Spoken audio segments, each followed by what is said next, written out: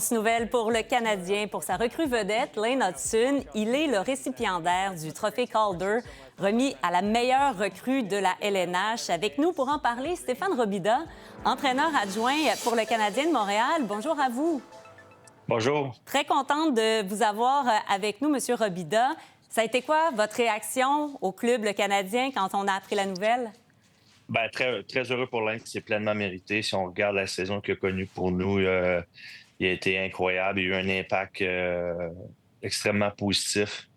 Il a fait partie des succès de notre équipe, bien entendu. Fait que c'est vraiment pleinement mérité puis vraiment content pour lui. C'est tout un exploit, quand même, il faut le dire. La dernière fois que le Calder a été remis à un joueur du Canadien, c'était Ken Dryden en 1972. D'ailleurs, M. Robidas, Ken Dryden a été bon prince. Il l'a souligné dans une vidéo. On va voir un extrait, si vous voulez bien, ensemble. Oui. Congratulations, Lane. You were too small to make your mark, but then, game after game, you showed you weren't. Your team wasn't yet ready to compete. Then, month after month, you showed you were. Now you Bon, and your ça a été long quand même. Ken Dryden, ça fait un bon bout de temps. Mais c'est beau de voir la transmission entre les générations. Oui, ben, je pense que M. Dryden, c'est quand même un homme avec beaucoup de. Une très, très belle feuille de route, puis très respectueux. Puis son geste, c'est vraiment beau de voir ça, qu'il ait pris le temps de le féliciter. Je pense que ça en dit gros sur la personne que M. Dryden est. Et ça en dit gros aussi sur l'exploit que c'est pour le jeune Lane Hutson. Qu'est-ce qui a fait, selon vous, la différence entre Hutson et, par exemple, son ancien coéquipier de l'Université de Boston, Celebrini, qui avait aussi ses chances, là? Oui, ben, je pense que c'est vraiment ça, au niveau de la constance. Il a joué tous les matchs cette saison. Puis tu regardes, il a été très, très constant du début à la fin.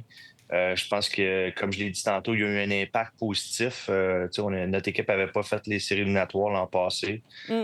Cette année, on a été capable de se tailler une place. Je pense que c'est toutes des choses qui ont peut-être joué en sa faveur, mais vraiment, nous, on est vraiment choyés puis on est vraiment contents de l'avoir dans notre équipe. Ça entre en ligne de compte, ça, la composition de l'équipe, j'ai envie de dire, le fait, par exemple, le Canadien, alors qu'en début de saison, il n'y avait pas tellement de gens là, qui disaient qu'on allait faire les séries. Le fait qu'il y ait une espèce d'effet équipe Cendrillon, ça a pu jouer pour lui?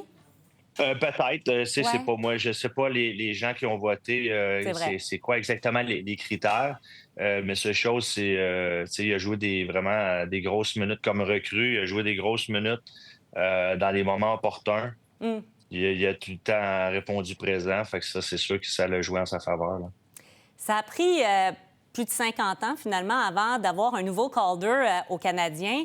Et là, est-ce qu'on pourrait en avoir deux en 2 ans, là? Ça de même, si Demidov est aussi bon qu'on voudrait la saison prochaine. Tout est possible. Je pense que il faut y aller un jour à la fois. Il ne faut pas regarder trop loin en avant, mais si on regarde qu'est-ce qu'il a fait avec nous à son arrivée l'an passé, il a été excellent. Il a un bel avenir devant lui. C'est sûr que il y a beaucoup de, comme on dit en anglais, beaucoup de hype autour de lui. Je pense que les gens l'attendaient à Montréal.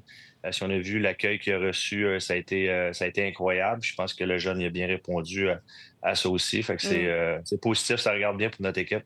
En même temps, à un si jeune âge, c'est beaucoup de pression à gérer. Oui, effectivement, c'est le marché de Montréal.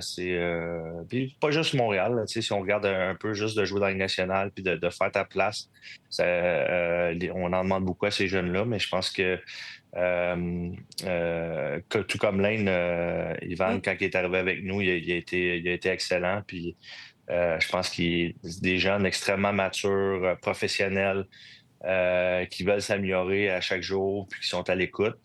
Leur niveau de compétition est excellemment élevé, puis ils en demandent beaucoup d'eux-mêmes. Fait que ça, c'est toutes des choses qui font en sorte que c'est pour ça qu'ils ont du succès. Oui, vraiment des joueurs d'exception, dis-je bien, on le comprend. En terminant, j'en profite, puisque vous êtes entraîneur adjoint chez le Canadien. On n'a pas souvent l'occasion de vous parler, donc on en profite. Comment ça se passe l'été, là, pour les prochaines semaines? C'est quoi le plan de match avec les joueurs du Canadien pour être fin prêt pour le début de la saison?